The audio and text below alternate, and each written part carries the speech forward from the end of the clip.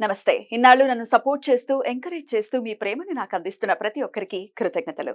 అలాగే ఈ వీడియో కూడా ఖచ్చితంగా మీకు ఉపయోగపడుతుంది. లైక్, షేర్ అండ్ సబ్స్క్రైబ్ చేసి మీ సపోర్ట్‌ని నాకు అందించండి. అలాగే ఈ వీడియో పట్ల మీకున్న అభిప్రాయాన్ని కామెంట్ సెక్షన్‌లో కామెంట్ చేసి తెలియజేయండి. ఇప్పుడు వీడియోని చూద్దాం. సూర్యోస్మి. నేను మీ విక్రమాదిత్య. ఆరోగ్యమే మహాభాగ్యం, ఆరోగ్యం భాస్కరాధీనం. ఆదివారం మద్యం, మాంసం, మైదనం వద్దు, ఆరోగ్యం ఐశ్వర్యం ముద్దు. మీరు ఆచరించండి, 10 మందిని ఆచరింపచేయండి. ఆచరించండి, ఆరోగ్యవంతులుగా ఉండండి.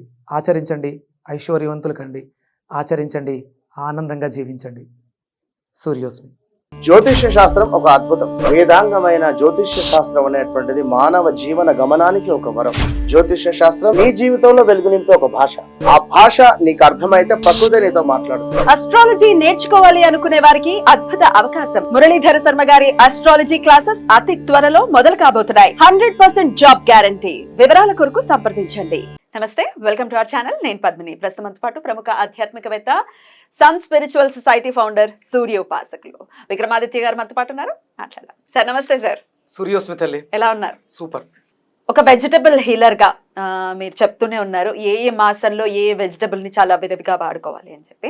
అయితే అసలు 12 మాసాలకు సంబంధించి ఆల్రెడీ ఒక వీడియో చేసేసాం, కానీ మళ్ళీ అడుగుతూ ఉంటారు. ఇప్పుడు శ్రావణ మాసం కదా, అందున శ్రావణ మాసం అని అంటే కొంచెం వర్షాకాలం, డెఫినెట్గా రకరకాల ఇబ్బందులు. ఇప్పుడు మొత్తం అసలు సూర్యుడిని ఈరోజే చూసాం, మొత్తం ప్రకాశిస్తే అమ్మ కనిపించాడే బాబు అనుకున్నాం.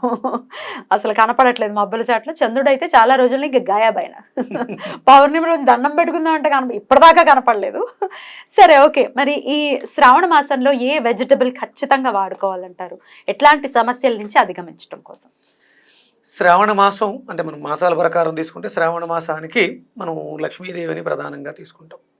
కానీ శ్రావణ మాసం నా పరిభాషలో వెజిటబుల్ థెరపీలో సూర్యుడికి సంబంధించినటువంటి పంచమ స్థానం. పంచమం మనకి ఏమి చెప్తుంది? ప్రేమ, ఇంకా ప్రేమ, పిల్లలు, ఎడ్యుకేషన్, చదువులు కూడా. తండ్రి కాదు, ఎడ్యుకేషన్ 5వ స్థానం. చదువుని, ప్రేమని, పుత్ర సంతానాన్ని కూడా సూచిస్తుంది. అలాగే మన శరీరంలో ఈ మెటబాలిజం, కణజాల నిర్మాణానికి కూడా డిఎన్ఏ, దీన్ని కూడా శ్రావణ మాసమే సూచిస్తూ ఉంటుంది. ఈ శ్రావణ మాసానికి ప్రథమంగా అధిదేవత మనం లక్ష్మీదేవిగా భావిస్తూ ఉంటాం, కానీ అధిదేవత సూర్యుడు. సింహరాశి మనకి 14వ తారీఖున 17వ తారీఖున సింహ సంక్రమణం కూడా జరుగుతుంది. అంటే ఆయన స్వామి వచ్చినా రాకపోయినా ఈ శ్రావణ మాసం అంతా కూడా సింహరాశికి సంబంధించింది మనం అంటే పితృ కార్యాలు, అంటే పితృవుల దగ్గర నుంచి మనం డిఎన్ఏని తెచ్చుకుంటూ ఉంటాం. జెనెటికల్ డిజార్డర్స్ కింద తీసుకుంటాం. ఇప్పుడున్నటువంటి పిల్లలలో ఆర్టిజం చాలా బాగా ఎక్కువ ఇబ్బంది పెడుతూ ఉంటాం. దీని అంతటికీ ప్రధానమైనటువంటి కారణం పంచమ శుద్ధి లేకపోవడం, గర్భశుద్ధి లేకపోవడం. అంటే గర్భధాన ముహూర్తం పెట్టినప్పుడు ఆ ముహూర్తానికి కూడా పంచమ శుద్ధి చూస్తారు, కొన్ని ముహూర్తాలకు అష్టమ శుద్ధి చూస్తారు. ఇక్కడ ఈ పంచమం మనకి ఇన్ని రకాల ప్రయోజనాల్ని చేకూరుస్తుంది. ఈ శ్రావణ మాసాన్ని మనం విశేషంగా లక్ష్మీప్రదంగా మనం చేసుకుంటూ ఉంటాం. చాలా విశేషం శ్రావణ మాసం అంతా కూడా. లక్ష్మి చాలా అనుగ్రహంగా ఉంటుంది, లక్ష్మి చాలా ఆశీర్వాదంగా ఉంటుంది. మనకి జ్యేష్ఠ మాసం, ఆషాఢ మాసం అంతా కూడా అలక్ష్మి, జ్యేష్ఠాదేవి, ఆవిడని వెళ్ళిపోమనేవి వేడుకుంటూ చేసినటువంటి క్రతువుల ద్వారా శ్రావణ మాసంలో అమ్మవారు మన ఇంట్లో ప్రవేశిస్తూ ఉంటుంది. పెళ్ళిళ్ళైన వాళ్ళకి శ్రావణ మాసం అంటే కొత్తగా పెళ్ళైన వాళ్ళకి ఆషాఢ మాసం ఎడబాటు పెడతారు. శ్రావణ మాసంలో వాళ్ళు కలవటం అంటే ప్రేమలు పెరుగుతాయి. ఎందుకు ఆషాఢంలో దూరంగా ఉంచారు అంటే శుక్రుడు బలహీనంగా ఉంటాడు కాబట్టి వాళ్ళ మధ్య ఏవైనా చిన్న చిన్న పొరపాట్లు జరుగుతాయి, ఆ జంటకు మళ్ళీ ఇబ్బంది అవుతుంది కాబట్టి దూరం పెట్టడం జరిగింది. అలాగే ఆషాఢంలో వర్షాలు విపరీతంగా కురుస్తూ ఉంటే అప్పుడే మనకి వ్యవసాయం ఆధారం కాబట్టి కొత్తగా పెళ్ళైన వాళ్ళు ఈ వ్యామోహంతో, కొత్తగా పెళ్ళైంది కాబట్టి వ్యామోహంలో ఉండి పనులకు దూరంగా ఉంటారు అనేది కూడా. ఇంకొకటి, ప్రకృతి అంతా కూడా సూక్ష్మజీవరాశి ప్రజ్వలంగా ఉంటుంది. తద్వారా ఒకవేళ ఏదైనా గర్భం దాలిస్తే ఇది పుట్టబోయే బిడ్డకి అంటే 9 నెలల తర్వాత పుట్టబోయే బిడ్డకి ఏదైనా దోషం అవుతుందేమో అని కూడా దూరం పెట్టడానికి కారణమైంది. ఇక్కడ ఉన్నటువంటి గ్రహస్థితి 9 నెలల తర్వాత ఎలా ఉంటుందో ఊహించి ఆ దూరం పెట్టడం అనేది శాస్త్రం మనకి. అంటే వివాహం బంధం మనం ఆశ్రమ ధర్మంలో గృహస్థాశ్రమంలో ప్రవేశపెట్టి గర్భాధానం చేయించి కుటుంబ వ్యవస్థని వృద్ధి చేయించడానికి ఇన్ని జాగ్రత్తలు తీసుకుని ముహూర్తాల రూపంలో వెళ్తుంటాం. ఇప్పుడు గాడుగుడు ముహూర్తాలు లేవు, ఏమీ లేవు కదా. ఇప్పుడు మీకు ఆర్టిజంతో పిల్లలు బాధపడుతున్నారు. ఇప్పుడు చెప్పండి, సైన్స్ ఏమైనా చేయగలదు? ఎలాగా, ఏం చేయగలదు? దూరం పెట్టడంలోనే ఇంత దూరదృష్టి ఉంది శాస్త్రంలో అంటే. అండ్ ఒకవేళ ఆగస్ట్లో కనుక కన్సీవ్ అయితే సరిగ్గా మేలో పుడతారు పిల్లలు. మేలో పుడితే ఎంత వేడికి తాళలేని పరిస్థితి కూడా ఉంటుంది. వేడికి తాళలేకపోవచ్చు, కానీ చాలా జాగ్రత్తగా ఆలోచించి, అంటే మనకి మే వెళ్ళిపోయిన తర్వాత వాతావరణం చల్లబడుతున్నప్పుడు, ఋతువులు మారుతున్నప్పుడు చాలా ప్రామాణికంగానమ్మా. అంటే పూర్వం వ్యవస్థ ప్రారంభించేటప్పుడు కేవలం కుటుంబ వృద్ధి కోసం, ప్రకృతి అంతా కూడా, అంటే ఒక్క మనిషి తప్ప మిగతా జీవరాశి అంతా కూడా వృద్ధి కోసమే. ప్రకృతి ధర్మం అది. సంసారం చేయటం అనేది, పిల్లల్ని కనటం అనేది ఒక ధర్మంగా చేస్తూ ఉంటాం. కోరికలు తీర్చుకోవడానికి, విచ్చలవిడిగా చేయడానికి కాదు అది. అందుకని చాలా జాగ్రత్తగా మనం చేసిన చిన్న చిన్న పొరపాట్లు. ఇప్పుడు మళ్ళీ ఏదో కన్నో కాలో వంకరగా ఉంది, భరించలేని జీవితాలు, అంటే ప్రారంధ కర్మలు, మనం చేసిన కర్మలే పిల్లల రూపంలో పీడిస్తూ ఉంటాయి. కాబట్టి ఇక్కడ అంటే మరి దీని గురించి ఎందుకు ఇక్కడే మాట్లాడుతున్నాను అంటే, ఈ శ్రావణ మాసంలో మనం మంచి గుమ్మడికాయని విరివిగా వాడడం ద్వారా ఒకవేళ పొరపాట్లు చేస్తుంటే వాటిని సరిదిద్దుకునే అవకాశం ఉంటుంది. లేదు సంతానం లేక చాలా బాధపడుతున్నాం, ఈ శ్రావణ మాసం అంతా కూడా నిష్టగా నియమంతో అమ్మవారిని శరణు వేడండి.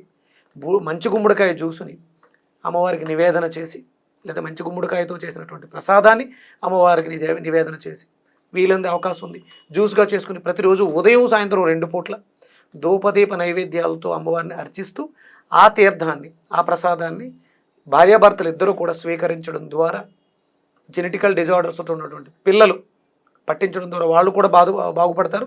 అలాగే పుట్టబోయే బిడ్డలు ఆరోగ్యవంతంగా పుడతారు. ఒకసారి ఎలా చేసుకోవాలో చెప్పరా?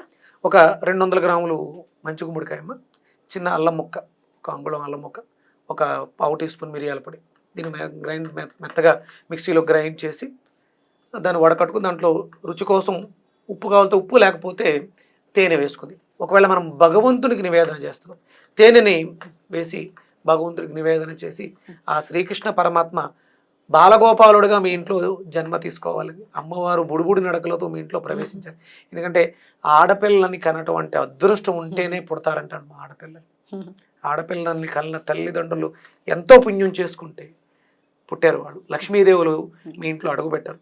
ఈ శ్రావణ మాసంలో మీరు చేసే ఈ ప్రక్రియ మీ ఇళ్లలో లక్ష్మి స్థిరంగా ఉండడానికి, లక్ష్మిని, ఆ ఇంటికి వెళ్ళే లక్ష్మిని ఈ ఇంట్లో తయారు చేసి పంపించడానికి అవకాశం ఏర్పడుతుంది. డెఫినెట్లీ. ఎందుకంటే ఆ కుటుంబాన్ని రక్షించడానికి, ఆ ఇంటి పేరుని, గోత్రాన్ని నిలబెట్టడానికి లక్ష్మి అవసరం. ఆడపిల్లలే కదా అని తక్కువ చూడకండి. అదృష్టం ఉంటే తప్ప ఆడపిల్లల్ని కనలేరు. అద్భుతం సార్.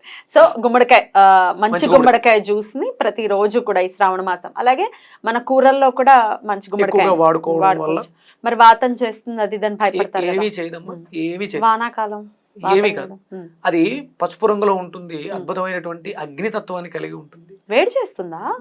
వేడిని కలిగి ఉంటుంది, తత్వం ఉంటుంది. వేడి చేయడం ఏమి ఉండవు. వాతాలు గీతాలు మనం పెట్టుకున్నవన్నీ. ఇక్కడ మనం 12 రకాల కూరగాయల గురించి మాట్లాడాం. చాలా మంది బూడిద గుమ్మడికాయ తాగితే కిడ్నీలు రాళ్ళు వస్తాయి, కూరగాయలు తాగితే అయ్యొస్తాయి, ఏమీ రావు. తింటుంటే రావట్లేదే. గుమ్మడికాయ వడియాలు తినేస్తాం కదా, అప్పుడు రావు. అది నూనెలో వేగి పప్పుసార్లు దేంట్లో తింటూ ఉంటాం కదా, రుచికరంగా ఉంటుంది. అపోహలను నమ్మకండి. ఇప్పుడు చాలా మంది చాలా రకాలు చెప్తుంటారు. నువ్వులు తింటే వాతం చేస్తుంది, వేడి చేసేస్తుంది, బొప్పాయి తింటే వేడి చేసేస్తుంది. ఇవి స్త్రీలకు అవసరం. నువ్వులు కానీ, పప్పాయి కానీ, మంచి గుమ్మడికాయ కానీ స్త్రీలకి చాలా అవసరం. గర్భశుద్ధి జరగాలి మన ప్రతి శరీరంలోనూ. ఇప్పుడు ఆర్టిజం పేషెంట్ పుట్టాడమ్మ, దానికి వైద్యం చెప్పండి. ఏమీ లేదు, మంచి గుమ్మడికాయ పనిచేస్తుంది. ఇది పనిచేస్తుంది. దీనికి వాతం మీరు 100 రకాల పేర్లు పెడితే ఎట్లా? అంతే. బెండకాయ, దొండకాయ తింటేనేమో మెదడు ముద్దుబారిపోతుంది, ఏమీ కాదు. దానికి మించి శుభ్రం చేసే పదార్థం ఇంకోటి లేదు. క్లెన్జర్ల పని. ఎన్నో అద్భుతాలు. కూరగాయలన్నీ కూడా అద్భుతాలే. దయచేసి కూరగాయల్ని పండించండి, మిద్దెల మీద వాటి మీద కూరగాయలు పండించుకొని కూరగాయల్ని వాడండి. ఈ 3 ఏళ్లలో నేను చేసిన ప్రయాణంలో, మనం చేసిన వీడియోల ద్వారా జనంలో వచ్చిన మార్పులకి నాకు ఫీడ్బ్యాక్ వస్తూ ఉంటే, వాళ్ళు చెప్పుతూ ఉంటే మా జీవితాల్లో మార్పులు చాలా ఆనందంగా ఉంది. 3 ఏళ్ల క్రితం మొదలు పెట్టాం, విత్తనం వేసాం, అద్భుతమైనటువంటి ఫ్రూట్స్ ఫలాలు ఇస్తుంది. నేను మీ అందరికీ భగవంతుడు నాకు ఆ సేవ చేసుకునే భాగ్యాన్ని ఇచ్చాడు. టిక్ హబ్ కంపెనీ రూపంలో మానవ మహేంద్ర మయూరి దంపతులు చేస్తున్నటువంటి సాయం 4 ఏళ్ళగా నన్ను భరిస్తూనే ఉన్నారు. వాళ్ళు నన్ను భరిస్తున్నారు. వాళ్ళు భరిస్తున్నారు కాబట్టి ఇప్పుడు నాకు కాల్ చేసిన, నేను ఎవరి దగ్గర కన్సల్టేషన్స్ అవి తీసుకోకపోవడానికి ప్రధానమైన కారణం నాకంటూ వాళ్ళు ఉన్నారు. నాకేమి సంపద మీద వ్యామోహం లేదు. నేను విత్తనం నాటే కంపల్సరీ అది చెట్టు అవుతుంది, కాయలు కాస్తుంది. నేను మంచిని స్ప్రెడ్ చేస్తాను, 10 మందికి మంచి చేస్తాను, ఆ నమ్మకం నాకుంది. మంచి 10 పెంచుతుంది, తిరిగి వస్తుంది, నో డౌట్. రైట్, అద్భుతం సార్. అయితే కూరల రూపంలో జ్యూసులు తాగినా తాగకపోయినా పిల్లలకు కూడా పెట్టాలి అనుకుంటే కూరల రూపంలో చక్కగా స్వీట్ గా చేసుకుంటూ ఉంటారు, హల్వాలు ఇవి చేసుకోవచ్చు, హల్వాలు చేస్తుంటారు. అసలు బెల్లం వేసుకోండి. అవును, ఆ కూరలే అసలు మంచి గుమ్మడికాయతో భలే ఉంటాయి. అలాగే దప్పలంలో కూడా బాగుంటుంది కదా సార్? దప్పలం కూడా ప్రధానంగా పెడతారుగా, మనకి బాగుంటుంది, చాలా బాగుంటుంది. బెల్లం వేసి వండుతారు, అది తీయగా ఉంటుంది. ఆ కూరగాయ చాలా బాగుంటుంది. డెఫినెట్ గా మనం స్వీకరిద్దాం. చాలా అద్భుతంగా వివరించారు సార్, కృతజ్ఞతలు. సూర్యోస్మిత.